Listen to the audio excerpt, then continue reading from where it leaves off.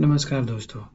आज हम सुंदरबन की एक ऐसे राज के बारे में बात करने वाले हैं जिसके बारे में बहुत कम लोग जानते हैं। बात नवंबर 2019 की आखिरी हफ्ते की है, जब कोलकाता एयरपोर्ट के आसपास काफी सारा डेंस फॉग लगा हुआ था और अर्जुन मेहता अपने बैग का चेन टाइट करता हुआ टैक्सी में बैठा। एक वाइल्ड लाइफ रिसर्चर होने के बावजूद उसकी आंखों में इस सफर के लिए कुछ और ही जज्बा था, जैसे इस बार का सफर जंगल के लिए नहीं, खुद के लिए हो। टैक्सी ड्राइवर ने रियर व्यू मिरर में देखते हुए पूछा, कहाँ जाओगे बाबू? अर्जुन ने मैप खोला और कहा, सुंदरबन में एक गांव है, भेड़ातोला, वहां जाना है। ड्राइवर का चेहरा थोड़ा सा बिगड़ गया और वो पूछा, उधर तो लोग ज्यादा नहीं जाते, दलदल है, जंगल है और कुछ और भी है। अर्जुन बोला, मैं रिसर्चर हूँ बाबू, मुझे वही चाहिए जो आम लोगों को नहीं चाहिए। टैक्सी एक लंबे सफर पर निकल गई। कोलकाता की भीड़ से निकलते ही सब कुछ बदलने लगा। पहले इलेक्ट्रिक खंभे कम हुए, फिर रोड्स टूटने लगे और आखिर में सिर्फ कच्चा रास्ता रह गया, जहां जीप की जगह बैलगाड़ी ज्यादा दिखती। रात के 7 बजे अर्जुन भेड़ातोला के मुख्य चौक पर पहुंच गया। वहां उतरकर जब आसपास सिर्फ देखा तो सिर्फ एक चाय की दुकान खुली थी, जहां एक लालटेन की हल्की पीली रोशनी में दो बुजुर्ग बैठकर कुछ चुस्कियां ले रहे थे। एक लड़का आया, 13-14 साल का, नंगे पांव, आंखों में थोड़ा सा डर।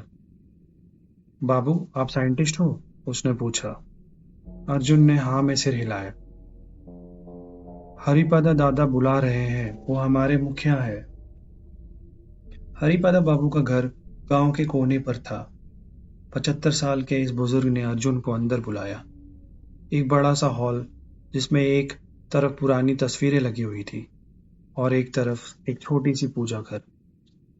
भेड़ातोला में आपका स्वागत है, हरिपदा बाबू ने कहा। पर एक बात बताइए, आप किस जगह का सर्वे करने आए हैं? अर्जुन ने अपना मकसद बताया, दुर्लभ जीव जंतुएं और खुशभवन। जैसे ही उसने ये नाम लिया, हरिपदा की आंखों में कुछ चमका, एक पुराना जख्म जिसे किसी ने छेड़ दिया हो। वो पूछते हैं, खुशभवन, तुम उस जगह का नाम कैसे जानते हो? अर्जुन ने कहा, एक पुरानी बंगाली जर्नल में मेंशन मिला था। उसमें लिखा था कि 1912 में कुछ ब्रिटिश बोटेनिस्ट वहां गए थे, फिर वापस नहीं आए, लेकिन उनका एक मैप मिला था जो खुशभवन का लोकेशन दिखाता है। हरिपदा चुप रह गया, फिर बोला, ये जगह गांव के ईस्ट में है, लेकिन जंगल वहां कुछ अलग है। पेड़ बदलते हैं, रास्ते गुम हो जाते हैं, रात में आवाजें आती हैं, लेकिन किसी का चेहरा नहीं होता। अर्जुन मुस्कुराया, ये तो कहानियां होंगी। हरिपदा ने कुछ नहीं बोला। उन्होंने अर्जुन को एक खाली गेस्ट रूम दिखा दिया।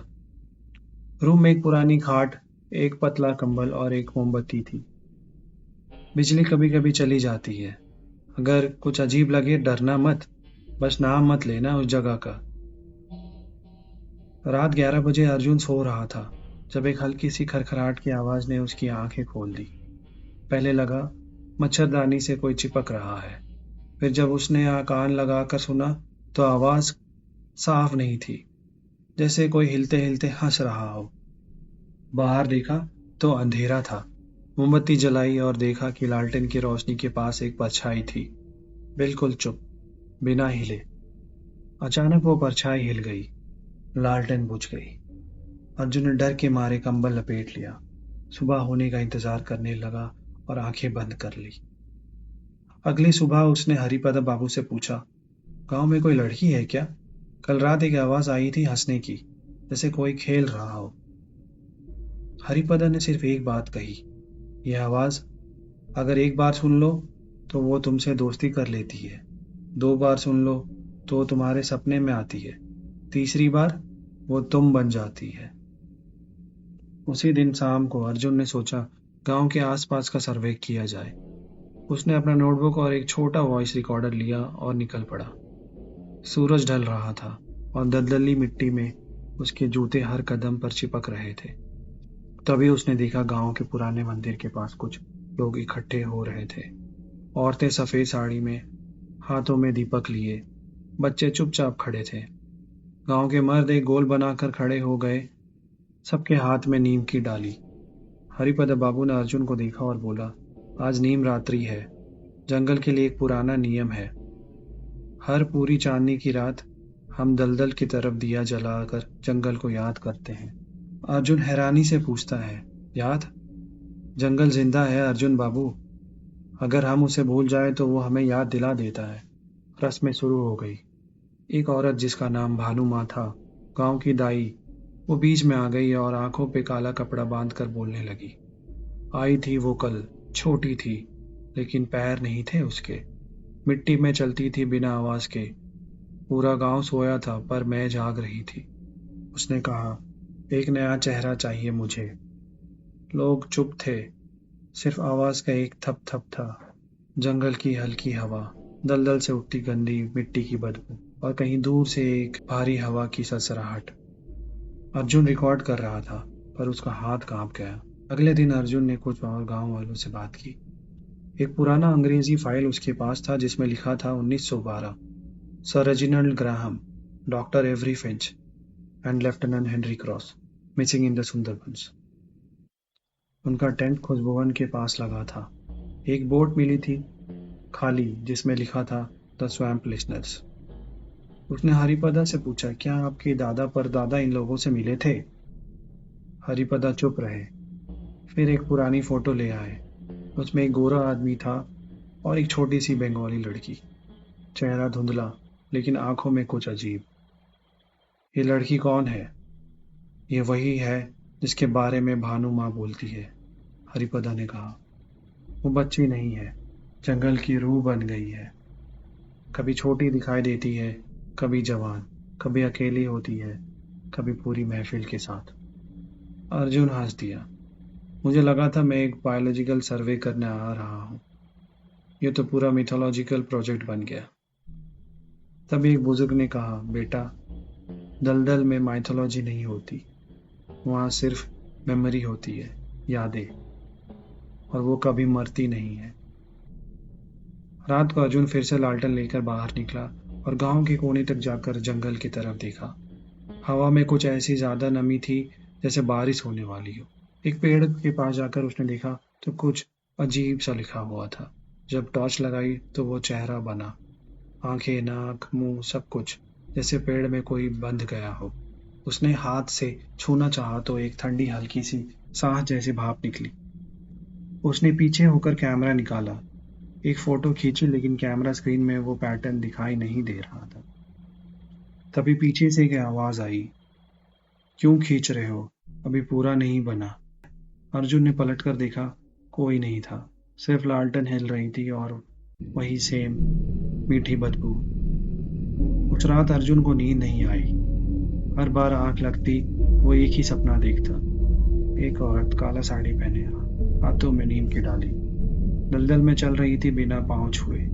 पेड़ों की छांव गहरी होती गई। पंखों से चिपकती झाड़ियों ने रास्ता छुपाना शुरू कर दिया। और सबसे अजीब बात, खामोशी। ना कोई आवाज, ना पत्तों की सरसराहट, सिर्फ अर्जुन के पांव का छिप छिप। जब धूप ढलने लग गई, अर्जुन ने टेंट लगाया। रात की तैयारी कर रहा था, तभी एक आवाज सुनी, थक गए हो? अर्जुन ने टॉर्च घुमाई तो कोई नहीं। उसने रिकॉर्डर ऑन किया और बोला, अगर कोई साउंड हो तो मुझे उसे डॉक्यूमेंट करना है। तभी रिकॉर्डर से आवाज आई, ना उसकी, ना किसी इंसान की, एक औरत की हंसी की। आज तो सिर्फ देख रही हूँ, कल अंदर आऊंगी। उसने रिकॉर्डर बंद कर दिया, मोमबत्ती जलाई। जंगल में एक हल्की सी रोशनी थी, जैसे पेड़ों के पीछे कोई लालटेन लेके चल रहा हो। सुबह होने से पहले अर्जुन ने एक गहरा दलदल पार किया। उसके सामने एक छोटी सी जगह आई जहाँ मिट्टी थोड़ी ठोस थी। वहाँ एक पुरानी लकड़ी का बोर्ड था जिसमें लिखा था, वेलकम टू खुशभवन। दूर एक झिलमिल रोशनी थी। अर्जुन ने सोचा हो सकता है किसी और का टेंट हो, पर जैसे ही पास गया रोशनी गायब हो गई और सिर्फ एक चीज मिली, एक आईना। पुराना था, थोड़ा सा टूटा हुआ, मिट्टी से भरा, जिसमें अर्जुन ने अपने आप को देखा। जब अर्जुन लौटने लगा उसने देखा रास्ता वही था, लेकिन पेड़ अलग हो गए थे। उसका जीपीएस घूमने लगा अजीब तरह से, जैसे मैग्नेटिक फील्ड बदल गया हो। बड़ी मुश्किल से वो गांव पहुंचा, लेकिन सब कुछ बदल चुका था। वो लोग वही थे, पर चेहरे कुछ अजीब से घुमाव। कोई बोलता नहीं, सिर्फ घूरता। हरिपदा बैठे थे, लेकिन आंखें सफेद। उन्होंने बोला, तुम अंदर आ गए थे, अब तुम भी हम में से हो। अर्जुन ने चिल्लाया, मैं साइंटिस्ट हूँ, मैं भूत में विश्वास नहीं करता।